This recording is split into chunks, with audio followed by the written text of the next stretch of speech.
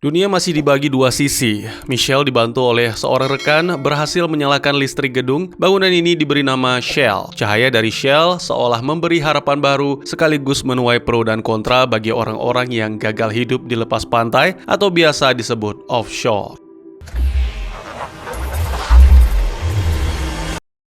Todos são bem-vindos, atau dalam bahasa Indonesianya, semua orang akan diterima di sini. Begitulah tagline Shell. Setelah menempuh perjalanan yang lumayan jauh dan sedikit melelahkan, Yohana tiba di Shell. Masuk ke dalam, dia langsung disambut oleh pemuda bernama Javier. Yohana diajak berkeliling, melihat tanaman pangan yang ada di Shell, mengagumkan. Sayur-sayuran di sini tumbuh subur, persis seperti di offshore. Keluar dari area perkebunan, Yohana terpaku melihat kursi roda milik Fernando. Di manakah dia sekarang?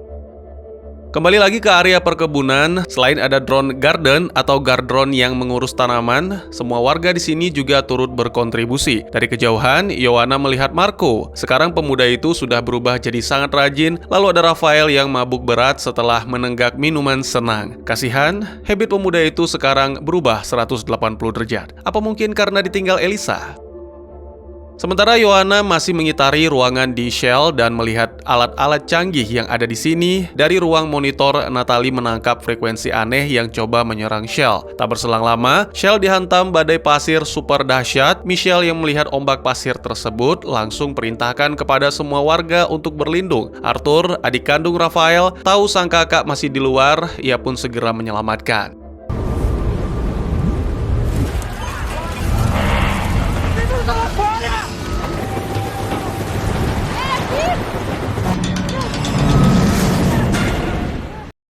Entah ada kesalahan sistem atau memang perisai Shell masih belum terlalu kuat, gedung kebanggaan Michelle ini hancur porak-poranda.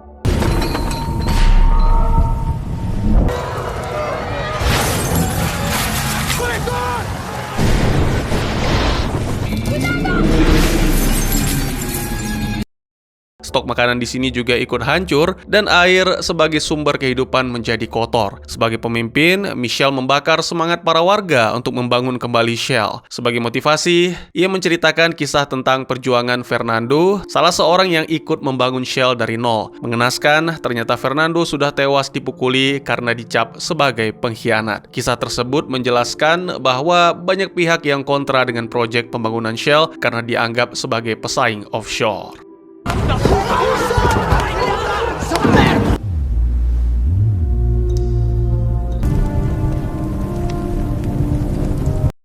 Perlu diketahui, penghuni Shell sebagian dari wilayah pedalaman atau inland yang gagal lolos seleksi 3% dan sebagiannya lagi ex-penghuni offshore. Saat ini, semua warga di Shell sedang bersih-bersih, ada yang mengumpulkan stok bibit tumbuhan pangan, mengecek perkebunan, memeriksa sistem, dan lain sebagainya. Tak menampik, pasca bencana badai pasir, Michelle pusing memikirkan kondisi Shell yang serba kekurangan. Pasti dalam hitungan hari, semua stok makanan akan habis. Malam ini, kebetulan giliran Javier yang bertugas ronda. Tiba-tiba suara ketukan pintu terdengar begitu keras, pas dibuka ternyata suara tersebut ulah gardron.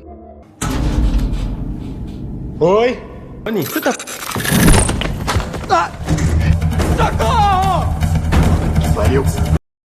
Mungkin ini yang disebut firasat. Michelle bangun dan merasa ada yang tidak beres. Gadis pemberani tersebut coba memeriksa gudang logistik pangan. Sialnya, ruangan tersebut berantakan. Semua stok makanan di Shell habis dicuri orang. Kemudian Michelle mengeluarkan Javier dan minta penjelasan tentang apa yang baru saja terjadi. Javier bersumpah bahwa dirinya tidak tahu kalau ruang logistik dimasuki pencuri. Ia sama sekali tidak melihat. Spekulasi liar berkembang hingga aksi saling tuding terjadi di kalangan warga. Menurut keterangan Marco, ada 20 orang yang kabur dari Shell. Patut diduga jangan-jangan aksi pencurian yang terjadi adalah ulah mereka. Marco menawarkan kepada Michelle apa perlu dilakukan pencarian terhadap orang-orang tersebut ke wilayah inland. Michelle tidak menjawab, hanya diam seribu bahasa menunggu otaknya bisa kembali berpikir jernih. Sistem keamanan rusak, petugas keamanan pun tak ada. Jelas, Shell benar-benar lemah. Kakak Michelle, Andre, tiba-tiba bisa masuk ke Shell dengan sangat mudah. Tujuannya ke sini menawarkan bantuan kepada Michelle, dan semua itu akan dijelaskan oleh Marcella yang sedang menunggu di luar gedung. Jadi, poin utamanya adalah Marcella yang berada di bawah naungan proses menawarkan bantuan teknologi untuk membangun kembali Shell. Setelah itu, Shell akan diakuisisi oleh proses atau offshore. Kemudian, Marcella juga menjelaskan musibah pencurian yang terjadi di Shell akibat kebodohan Michelle yang mengabaikan betapa pentingnya proses 3%. Semua orang harus tahu, kau gagal pada badai pertama. Itu membuktikan kau tidak kompeten dalam membangun Shell. Pikirkan saja dulu tawaranku, pungkas Marcella. Di atrium, Michelle menyampaikan pengumuman penting. Atas musibah yang terjadi, sebagian besar dari kalian harus keluar dari sini dan Shell akan membuat seleksi 10%. Mereka yang lulus atau tinggal di sini akan membantuku membangun kembali Shell. Syarat untuk ikut seleksi sangat mudah, kalian harus membuang chip proses 3% dan yang merasa tidak senang dengan keputusan ini silakan keluar. Sontak suasana menjadi gaduh, ada yang langsung angkat kaki, ada juga yang segera melepas chip.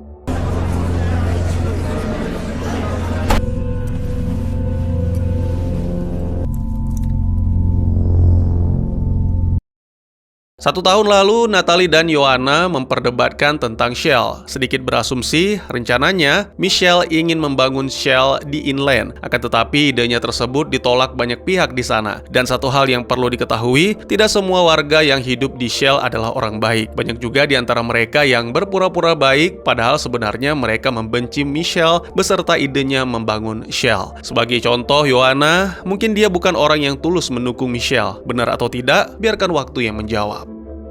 Semua orang masih sibuk membuang chip proses 3% dan Marcella sudah mengetahui aksi tersebut melalui data yang ada di kantor. Sementara itu, Rafael memang pencuri, dia mengambil sisa stok makanan di gudang logistik untuk dinikmati berdua dengan adiknya. Joanna adalah gadis pemberontak yang sikapnya sulit ditebak. Saat dia, Natalie, dan sejumlah orang berkumpul di ruang generator, sikap anehnya mulai tampak. Di satu sisi, Joanna ingin membantu Michelle memperbaiki Shell dengan cara mencuri teknologi yang ada di offshore. Tapi di sisi lain, Yo seolah tidak senang dengan kepemimpinan Michelle yang dianggap belagu. Rafael yang juga hadir dalam pertemuan tersebut, sejauh ini memilih untuk netral, ogah berpihak ke kubu manapun.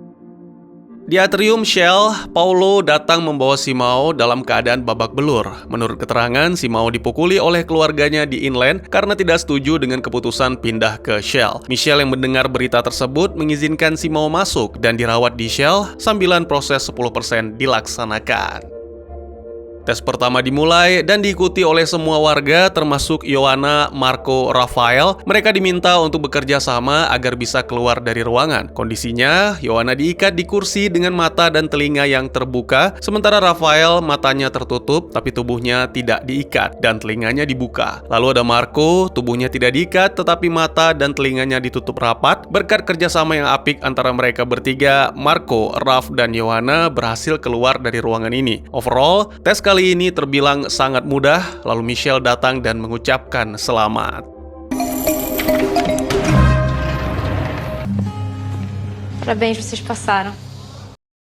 Raf menemui adiknya di dapur dan kondisi di Shell semakin memprihatinkan. Semua penghuni yang lulus tes hari ini hanya diberi jatah makan satu kali saja, lalu bagi mereka yang gagal langsung diseret keluar Shell. Seperti pria berikut ini, setelah kalah dalam tes 10%, dia langsung disuruh keluar. Tes kedua dimulai, dan kali ini juga sangat mudah. Cukup mengatakan aku percaya kepada Shell di depan poligraf. Maka alat pengetes kejujuran ini bisa tahu mana peserta yang tulus dan mana yang tidak. Jika alat mengeluarkan lampu hijau, tandanya kalian lulus. Sedangkan merah berarti sebaliknya. Tenang Michelle. Percobaan pertama, semua peserta mengucapkan kalimat yang diperintahkan dan hasilnya gagal. Mesin mengeluarkan lampu merah. Otario langsung menuding Rafael sebagai biang kerok kegagalan tersebut. Yo Raf, lo nggak tulus ngucapinnya. Makanya kita semua jadi gagal, ujar Otario. Lanjut ke percobaan kedua, pun masih gagal. Bahkan sampai ke percobaan selanjutnya.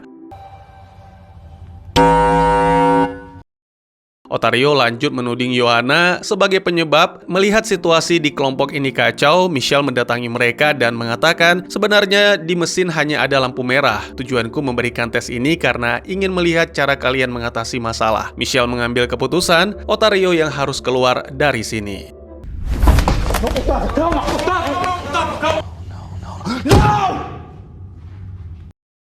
Selesai tes, Ioana bicara empat mata dengan Michelle. Sekarang semua sudah diketahui alasan Ioana membenci Michelle itu semua karena Michelle dianggap sebagai sosok yang menghancurkan kemenangan geng pemberontak. Andai saja dulu Michelle tidak bernegosiasi dengan petinggi proses atau offshore, pasti pihak pemberontak sekarang sudah menikmati hasil dari perlawanan mereka.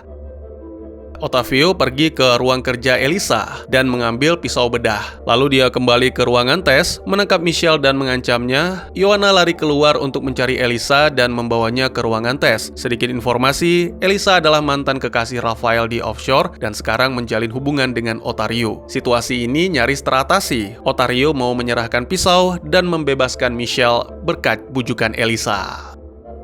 Tiba-tiba terdengar suara Rafael memanggil Ottavio dengan maksud ingin mencegahnya bertindak konyol. Akan tetapi, suara panggilan Rafael malah justru membuat Ottavio terkejut dan kembali mengancam Michelle. Leher Michelle digorok, lalu Ottavio lari keluar dan lompat dari lantai 2. Ottavio! Ottavio! Agora não tem mais volta.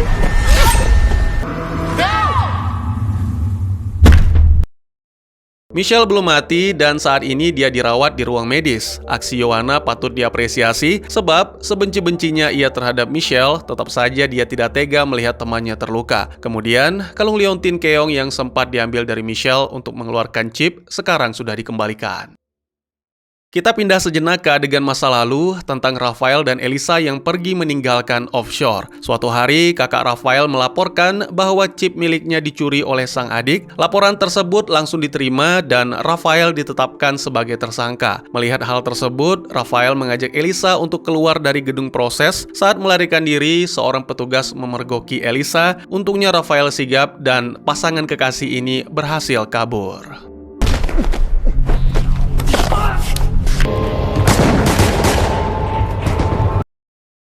Marco, oh Marco, tiada hari tanpa bikin masalah. Ketika Michelle sedang dalam proses recovery, Marco malah ngomporin warga di Shell soal tes berikutnya dan masalah perut lapar. Ya, seperti yang dijelaskan sebelumnya, setiap peserta yang berhasil melewati proses 10%, mereka akan dapat jatah makan malam. Sekarang, semua warga sedang lapar dan Marco membuat situasi semakin kacau. Elisa yang datang menemui Michelle di ruang medis langsung diberi mandat untuk memimpin dan memberikan tes kepada warga di Shell.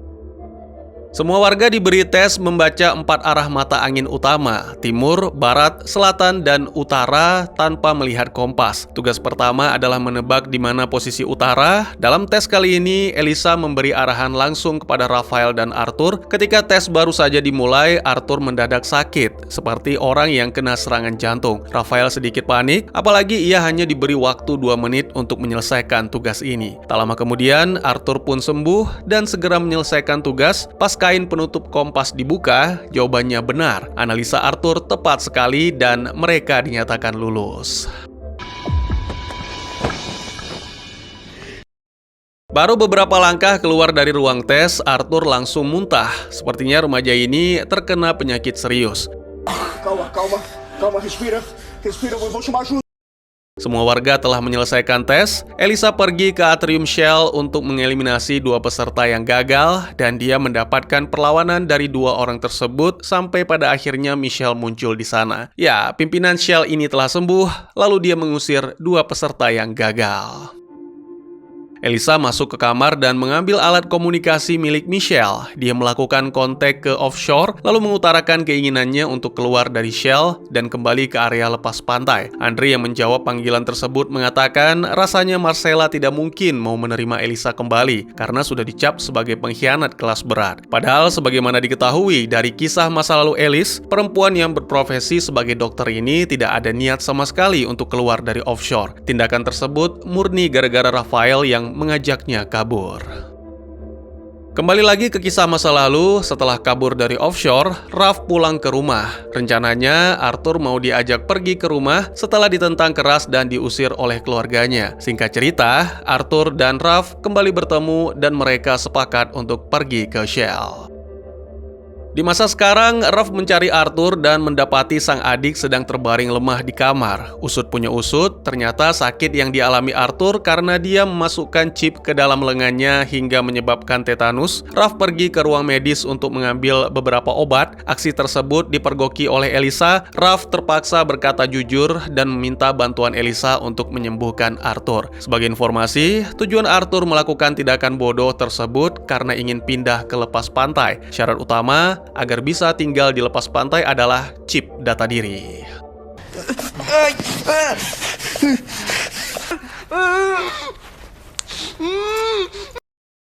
Tadinya Elisa ingin melaporkan Arthur kepada Michelle karena masih menyimpan chip, namun dicegah oleh Raphael. Sepertinya Elisa terlalu munafik melaporkan orang lain padahal dirinya sendiri baru saja melakukan kontak dengan pihak offshore. Sementara itu di offshore, Marcella dan Andre mulai cemas. Strategi Michelle dengan proses 10% sepertinya akan berhasil, artinya cita-cita offshore untuk menguasai Shell akan berujung gagal total. Tes berikutnya dimulai dan Michelle memantau langsung permainan ini. Marco, Raphael, dan Natalie berada dalam satu grup, sementara Joanna, Arthur, dan Gloria berada di grup lainnya. Tugas kali ini, masing-masing grup harus sepakat mengeliminasi satu orang dari grup lawan. Setelah diskusi panjang dan saling menjelekkan satu sama lain, Michelle merubah alur permainan dan menentukan hasil. Natalie, Joanna harus keluar dari Shell.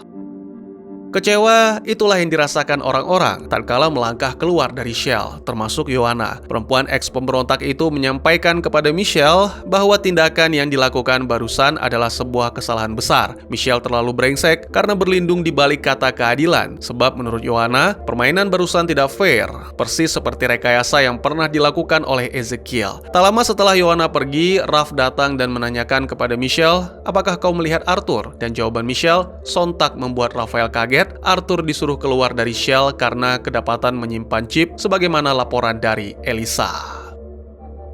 Mendengar berita bahwa Arthur diusir dari Shell, Ralph langsung mengejar sang adik. Raut kecewa dan emosi terlihat jelas di wajah Arthur, tapi apa boleh buat, Ralph tidak bisa berbuat banyak. Kembali ke Shell, Elisa menemui Ralph dan menjelaskan alasannya melaporkan Arthur kepada Michelle. Rasa-rasanya semua alasan tersebut sudah tidak ada artinya. Ralph hanya bisa duduk sambil menenggak minuman haram sembari meratapi nasibnya kehilangan sang adik. Pagi tiba dan situasi di Shell semakin menyedihkan. Stok makanan semakin menipis. Sarapan kali ini benar-benar jauh dari porsi rata-rata. Raphael dan Marco terlibat cekcok soal jatah makan, lalu Elisa datang melerai kedua pemuda tersebut. Michelle memberi pengumuman tes terbaru, lalu Marco dan Ralph dipanggil ke ruang kerjanya. Dua pemuda ini diminta untuk membuat tes permainan siapa yang paling bagus, maka dia akan tetap tinggal di Shell. Raphael yang sedang mabuk berpikir praktis dengan membuat tes yang sangat sederhana, yaitu undi koin. Tutup botol minumannya dipukul, dijadikan sebagai koin. Kemudian Ralph memilih warna silver sebelum koin diputar. Marco sendiri tidak suka dengan permainan ini, sedangkan Michelle sangat menyukainya. Koin di flip dan hasilnya silver. Itu berarti Marco harus angkat kaki dari Shell.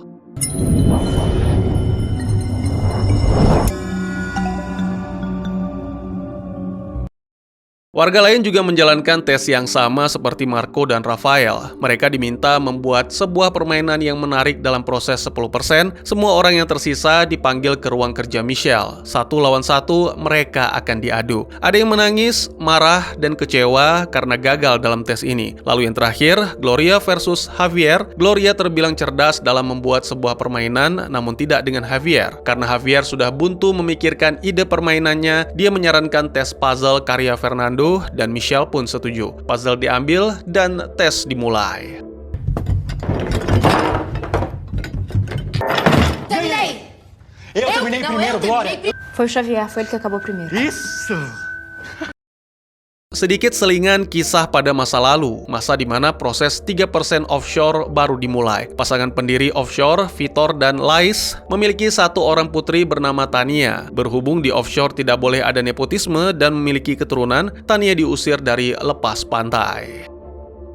Ketika Tania sudah beranjak dewasa, dia mengikuti proses 3%. Tes yang diuji adalah puzzle. Victor dan Lace menyaksikan permainan sang putri dari monitor kamera pengawas. Hasilnya mengecewakan. Tania tidak lulus dalam tes tersebut. Kemudian, Tania mengatakan kepada staf penguji kalau dirinya adalah putri dari pendiri offshore, akan tetapi semua itu tidak berguna karena peraturan dibuat bukan untuk dilanggar. Say no to nepotism.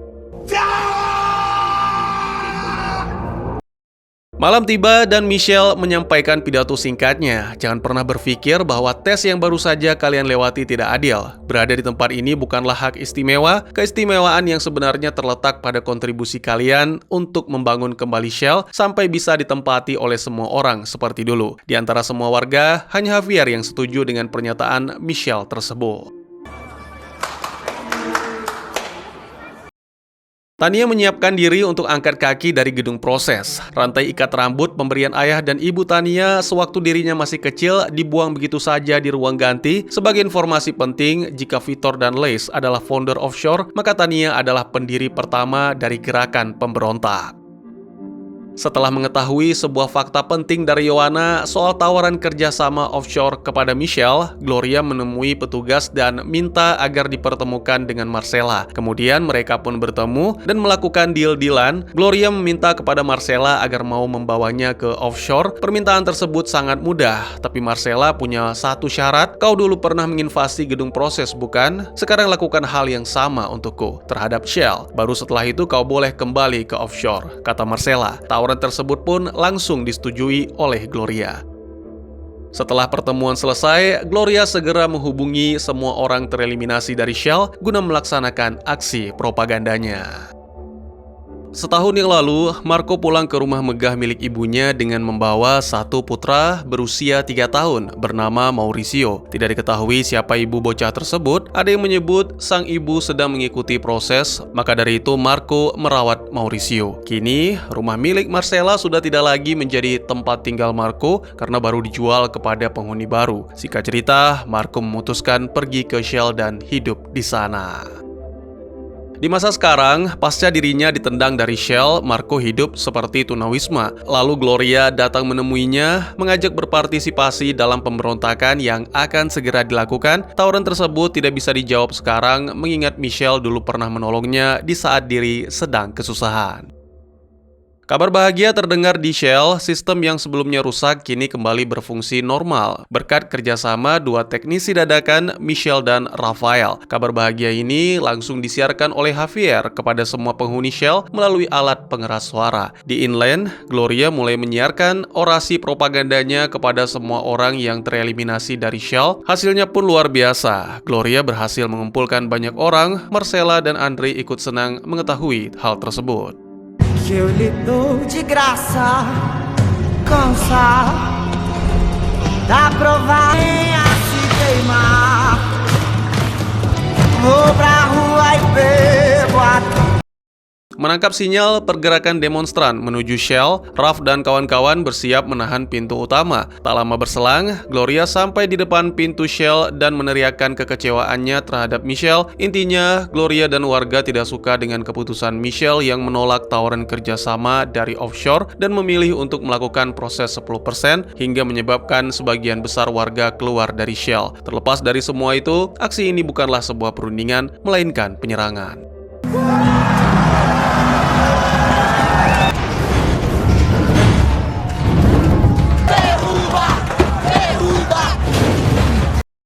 Karakter yang paling menyebalkan dalam kisah ini mungkin salah satunya adalah Yoanna. Coba bayangkan, setelah menceritakan keburukan Michelle, sekarang dia muncul di tengah aksi penyerangan dengan mengatakan berafiliasi dengan offshore bukanlah pilihan tepat. Alasannya karena pihak offshore adalah musuh utama. Gloria yang mendengar statement tersebut langsung mengabaikannya dan melanjutkan aksi mengambil alih Shell.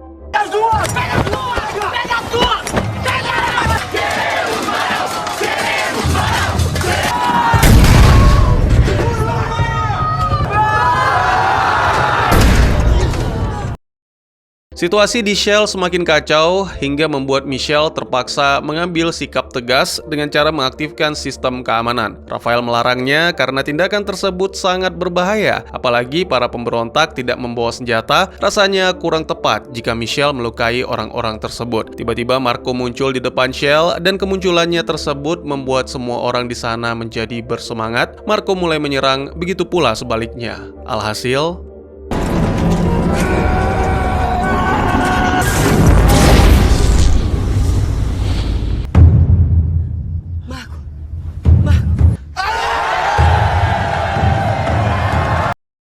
semua orang berhasil masuk ke dalam Shell karena sistem keamanan sudah dinonaktifkan. Michelle dan Rafael terpaksa melarikan diri dari sini. Sebelum keluar Shell, Raf kembali mengajak Elisa, namun ajakannya kali ini ditolak mentah-mentah. Akhirnya Raf memutuskan untuk kabur sendiri. Dalam pelariannya, Rafael mengalami kecelakaan ringan hingga kakinya retak dan tidak bisa jalan. Ruangan basement dijadikan tempat persembunyian sementara. Berbeda dengan Michelle, gadis pemberani berpikiran cerdas tersebut berhasil keluar dari Shell dengan selamat.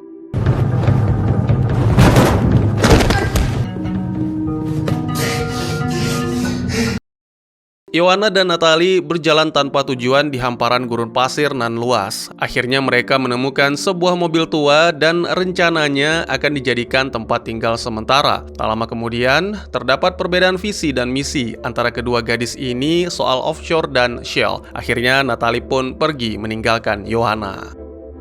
Gloria mengabarkan kepada Marcella bahwa dirinya sudah berhasil mengambil alih Shell. Sedangkan di atrium, Marco menyampaikan pidato pertamanya dan segenap janji manis kepada seluruh warga di Shell. Marcella cukup bangga dengan aksi Marco dan Gloria. Sebentar lagi dia akan mengirim petugas untuk menyiapkan semua kebutuhan warga di Shell. Perlu diketahui, saat ini Marco dan Gloria secara resmi menjabat sebagai ketua dan wakil ketua di Shell.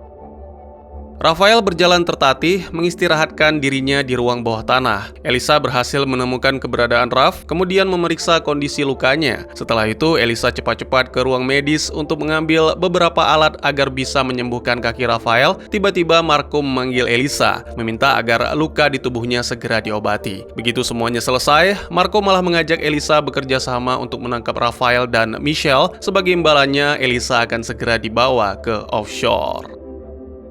Ioana yang sudah sangat kelaparan menemukan kadal gurun untuk disantap. Ketika Yu kembali ke van, ada Michelle yang sedang meminum stok air miliknya. Saat ini Michelle sedang mencari power supply Shell. Namun karena tidak ada kompas, Michelle bingung harus ke arah mana. Kemudian, Ioana menunjukkan arah yang tepat.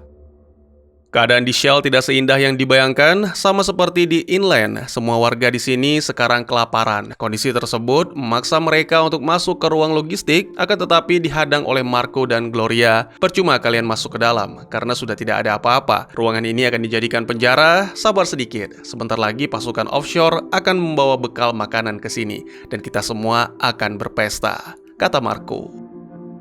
Elisa kembali menemui Raf, lalu mengobati lukanya. Cerita flashback ke masa lalu ketika Elisa mengikuti proses. Rupanya sedari dulu Elisa sudah berpacaran dengan Otario dan mereka sama-sama peserta proses 3%. Di Arium terdengar suara riuh karena kedatangan Natalie. Siapa sangka dari teman menjadi lawan, Natalie membocorkan semua opini Ioana kepada Marco tentang pasukan perlawanan Shell. Sekarang, Marco langsung ambil sikap tegas, mengutus pasukan untuk memburu Ioana, Michelle, dan Rafael. Ioana meninggalkan van-nya lalu pergi mencari Michelle. Setelah menempuh puluhan kilometer, dia melihat Michelle sedang terkapar tak berdaya akibat kehausan. Air minum diberikan kepada teman lamanya tersebut. Lalu mereka berdua pergi ke lokasi power supply atau mesin pembangkit listrik. Tiba di sana, Michelle langsung menemukan sebuah fakta. Semua peristiwa yang terjadi di Shell sengaja dibuat oleh pihak yang merasa iri dengan tempat tersebut. Mereka tidak senang dengan keberhasilan Shell. Padahal, tidak ada salahnya menciptakan dua surga di padang neraka, bukan?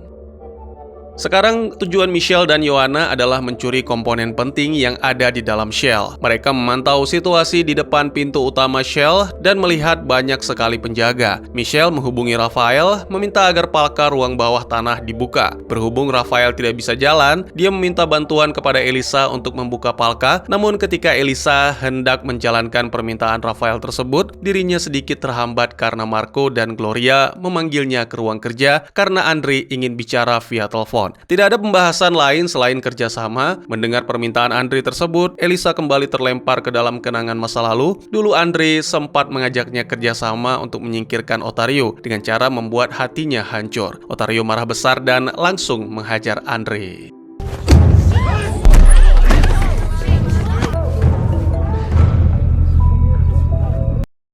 Jejak keberadaan Michelle dan Yoanna mulai diketahui oleh anak buah utusan Marco. Karena sudah kepepet, Michelle menyerahkan diri tanpa mengajak Yoanna. Singkat cerita, Michelle dibawa ke Shell. Kemudian dia berkata, "Aku kembali ke sini karena sadar akan konsekuensi yang akan aku hadapi. Soal Rafael dan Yoanna, aku sama sekali tidak tahu keberadaan mereka." Tidak mau tahu apapun alasannya, Gloria perintahkan pasukan untuk mengurung Michelle.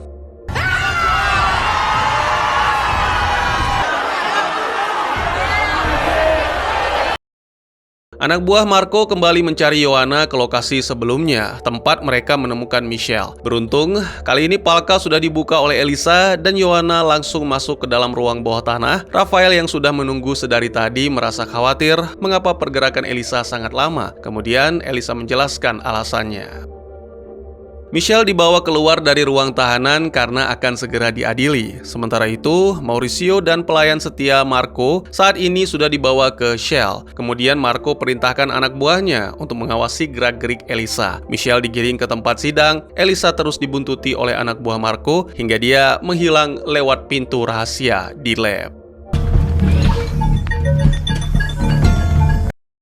Sampai di basement, Elisa menceritakan kepada Yoanna dan Rafael tentang situasi di atas, termasuk Michelle yang ditahan di ruang logistik. Kemudian Elisa memberikan sebuah gadget kepada Yoanna yang berfungsi sebagai alat pantau sekaligus alat kontrol di Shell.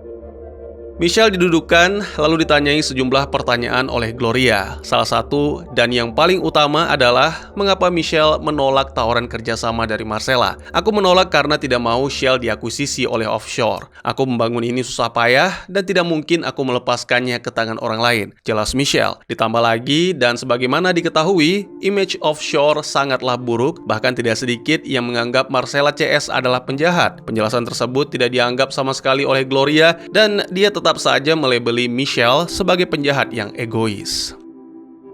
Dulu, pada saat mengikuti proses 3%, Gloria dianggap sebagai peserta yang vokal, cerdas, dan mampu bekerja sama dengan baik. Suatu waktu, ketika dirinya baru saja menyelesaikan tes, Gloria dipanggil menghadap Marcella. Pimpinan proses tersebut menyampaikan kabar tentang Fernando yang mengalami luka memar akibat dipukuli, dan sekarang sedang dirawat di suatu tempat di inland. Alasan Fernando dipukuli karena dirinya mengajak semua orang untuk tinggal di Shell.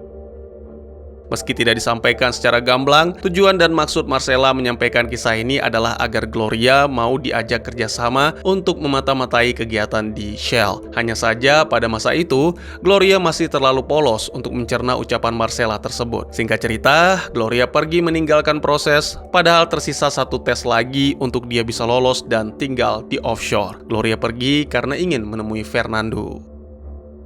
Setelah panjang lebar Gloria menginterogasi Michelle, ditambah lagi semua orang melakukan perundungan terhadap pendiri Shell ini. Mereka sepakat dan memutuskan untuk memberi hukuman. Michelle akan dikirim ke offshore, tepatnya gedung pusat rehabilitasi, lalu semua pikirannya akan dihapus. Hukuman ini persis seperti yang dialami Michelle dulu pada saat dia baru tinggal di lepas pantai. Quer saber?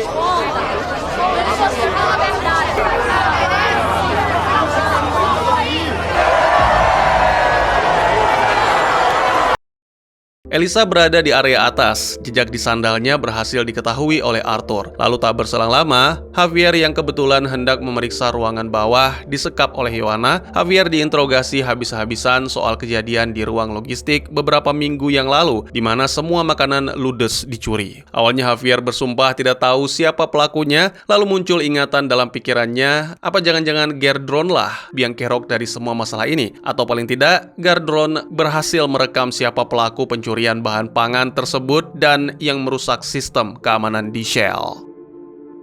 Yoanna nekat naik ke lantai atas untuk menangkap Gerdron.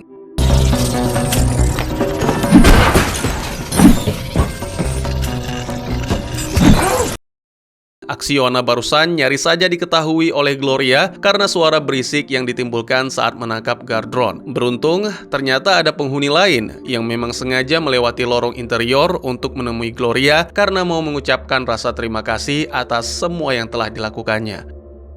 Arthur turun ke bawah sambil membawa senjata. Dia mengancam akan melaporkan keberadaan Rafael kepada Marco agar sang kakak dihukum, sebagaimana dulu yang dialami olehnya ketika diusir dari Shell gara-gara chip. Raf membujuk sang adik agar mengurungkan niat tersebut dan tunggu sampai Yohana kembali, sebab Yohana akan membawa barang bukti penting tentang semua kejadian buruk yang terjadi di Shell. Lihat sejenak ke adegan masa lalu, perhatikan bagaimana persahabatan Gloria dan Michelle. Mereka malahan sempat berjanji di depan upacara kremasi Fernando akan mengurus Shell sebaik mungkin. Namun sekarang, keakraban tersebut hanya tinggal memori. Yohana kembali dengan membawa Gardron. Pas rekaman kamera Gardron diperiksa, wajah Rafael terpampang nyata pada malam sebelum terjadi badai besar.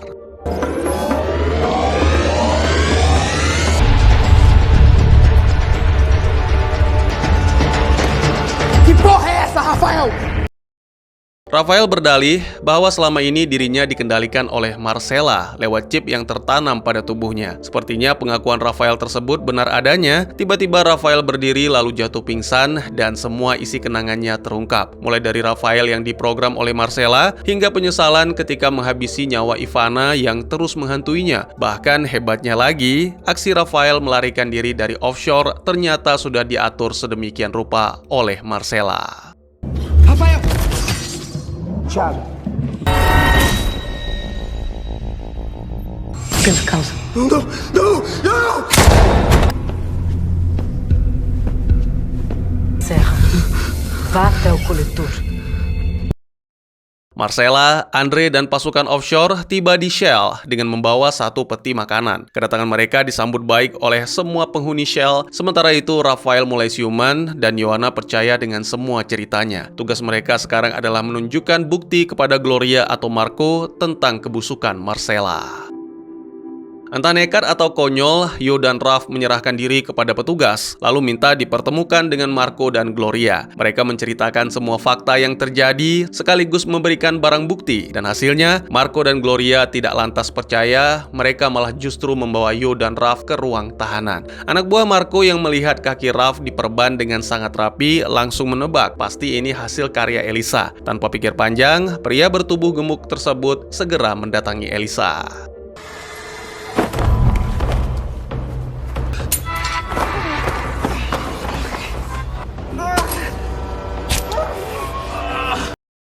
Di atrium, Marcella menyampaikan pidatonya kepada seluruh warga di Shell. Gloria punya intuisi buruk tentang Marco yang akan menyabotase tempat ini. Hal tersebut langsung disampaikan kepada Andre. Michelle CS sedang berusaha keluar dari ruang tahanan, lalu Elisa datang dan membebaskan mereka. Sekarang, tugas mereka semua adalah menunjukkan fakta penting kepada para penghuni di Shell, agar orang-orang di sini tahu bahwa Marcella tidak sebaik yang mereka kira. Para agora, caralho! Di tengah pelariannya, Yohana bertemu dengan Marco. Rupanya pemuda menyebalkan ini sudah insaf dan mau bekerja sama dengan Yohana untuk menyiarkan fakta-fakta terkait Marcella. Marco pun langsung menyerahkan gadget data kepada Yohana. Petugas menembaki pintu ruangan tersebut atas perintah Andre. Nyaris sedikit lagi pintu dirubuhkan, Michelle dan kawan-kawan menyerang petugas menggunakan peti makanan. Mendengar teman-temannya sedang berusaha menghalau petugas di luar, Yohana memutar bukti rekaman suara Marcella yang menyuruh Rafael memotong kabel pada malam sebelum terjadi badai.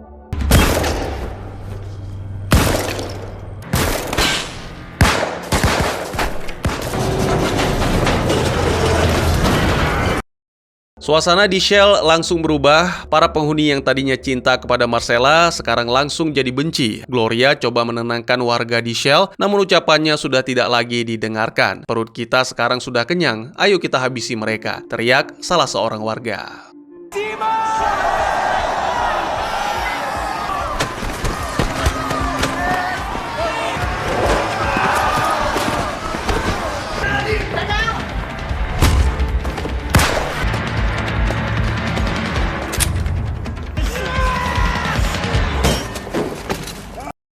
Kekacauan sudah tidak dapat dibendung. Andre bertemu dengan Marcella dan mengajaknya keluar dari tempat ini. Tapi sepertinya Marcella punya urusan lain yang harus diselesaikan. Michelle yang baru mendapatkan senjata mengejar Andre sampai ke ruang bawah tanah. "Jangan bergerak," ujar Michelle. Kemudian dia mendekati Andre dan mengeluarkan semua unek-uneknya terhadap sang kakak. Yang sangat disayangkan adalah Michelle tidak tega menindak tegas Andre, padahal kesempatannya begitu besar. Pelo menos eu não tô fugindo. Rupanya urusan yang dimaksud Marcella adalah membawa Mauricio keluar dari Shell. Aksinya tersebut tidak sengaja diketahui oleh Javier, lalu pimpinan offshore tersebut langsung dikunci dari luar. Marcella berusaha keluar dengan cara menembakkan peluru ke arah pintu. Tapi cara tersebut belum berhasil sampai pada akhirnya Joanna, Ralph, dan kawan-kawan mendatanginya. Posisi sekarang Marcella sudah terkepung, dia sempat mau mengakhiri segalanya, lalu mengancam akan menembak Mauricio. Tiba-tiba, Marco datang dan mengatakan hal tersebut tidak mungkin terjadi, tidak mungkin Marcella membunuh cucu laki-lakinya sendiri. Akhirnya Marcella digiring ke ruang tahanan, lalu Rafael mengolok-oloknya dengan ucapan, "Siap, Komandan." Comandante. Gloria menyesali perbuatannya lalu meminta maaf kepada Michelle, begitu pula sebaliknya. Di atrium, tampak Rafael dan Elisa sedang berbincang, sepertinya cinta mereka berdua kembali bersemi. Malam hari pun tiba, Ricardo bertugas mengantarkan makanan untuk Marcella, kemudian dia dicegat oleh Gloria dan makanan tersebut diludahi. "Ini adalah hadiah untuknya," ucap Gloria. Marcella yang tidak tahu makanan tersebut diludahi menyantap dengan lahap, lalu dia melihat ada secarik kertas yang bertuliskan, "Adikmu ada di tempat ini." Di offshore, Ner memutuskan untuk tidak mencari Marcella karena dirinya dan para dewan ragu apakah pimpinan proses tersebut masih hidup atau sudah mati. Andre tiba-tiba muncul di ruang rapat, menodongkan pistol dan mengatakan, "Masa kepemimpinan para dewan sudah selesai, sekarang aku menyatakan perang." Di ruang meeting Shell, Michelle dan teman-temannya jauh lebih kompak dari sebelumnya. Target mereka kali ini adalah menghancurkan offshore. Berhasil atau tidak, mungkin semua akan terjawab pada musim berikutnya. Sekian dulu teman-teman, terima kasih buat yang sudah menyaksikan. Jika teman-teman suka dengan cerita ini, izinkan saya untuk mengetahui dengan klik tombol like-nya ya. Kalian juga dipersilahkan untuk merequest kira-kira film apa lagi yang menarik untuk dibahas. Bisa di kolom komentar atau bisa juga melalui DM ke Instagram saya di @tekugusto. Insya Allah pasti akan saya baca. Silahkan dukung channel ini dengan cara share, like, dan subscribe. Sampai jumpa di video selanjutnya. Tetap semangat, tetap bersyukur setiap hari. Dadah!